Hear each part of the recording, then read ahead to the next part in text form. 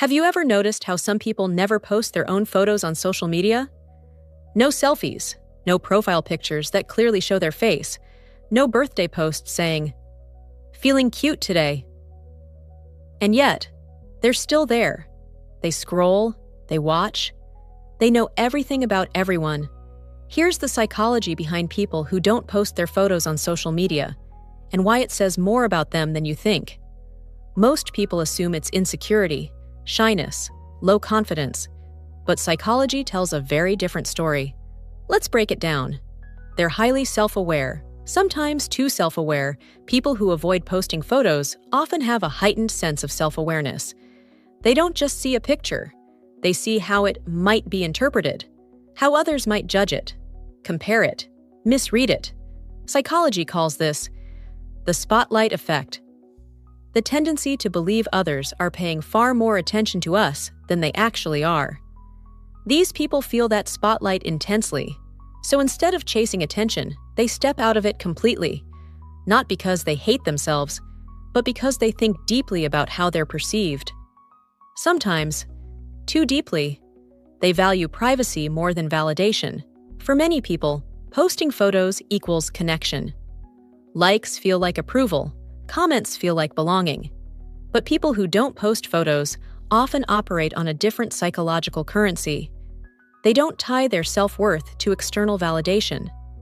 This is linked to emotional independence, the ability to feel secure without constant reassurance from others. They don't feel the urge to prove they're happy, or attractive, or living well. Their mindset is simple. If my life feels good, I don't need to show it. And in a world addicted to visibility, that's rare. They're observers, not performers. Social media rewards performance, angles, filters, perfect moments. But some people are wired to observe rather than perform. They scroll quietly. They notice patterns. They read between the lines. Psychology associates this with a high cognitive empathy, the ability to understand others without needing to be seen yourself. These people often know more about you than you know about them. They're not trying to be mysterious. They just don't feel the need to turn their life into content. To them, life isn't a stage, it's an experience. They've experienced social comparison and stepped away. At some point, many non-posters did try sharing photos, and they noticed something. The comparison, the silent ranking, the subtle pressure to look better, happier, more successful. This triggers social comparison theory, where self-esteem rises or falls based on how we measure ourselves against others. Some people adapt by posting more, others adapt by opting out entirely, not because they lost the game, but because they realized the game was messing with their peace. Choosing not to post becomes a form of psychological self-protection. They don't confuse presence with existence.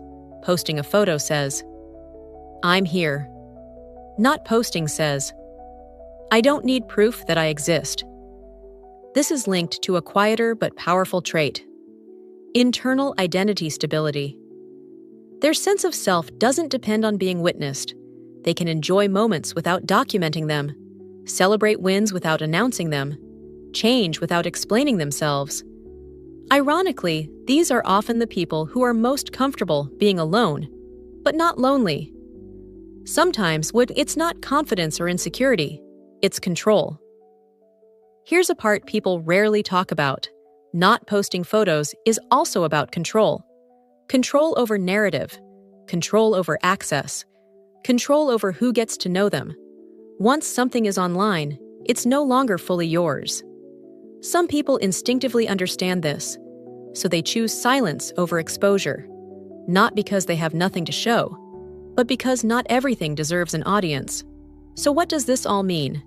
If you don't post photos on social media, it doesn't automatically mean you're insecure, or antisocial, or hiding. It might mean you're reflective, private, emotionally self-sufficient, or simply tired of turning your identity into a highlight reel. In a world that constantly asks, "Show yourself," some people quietly answer, "I already know who I am." And that might be one of the most psychologically grounded traits there is. If this felt uncomfortably accurate, you're not alone. If you want psychology that explains what you've always felt but never shared, subscribe. Sometimes understanding yourself means noticing what stays unspoken. The next video explores the psychology of quiet people in groups. If that's you, click it now. I'll see you there.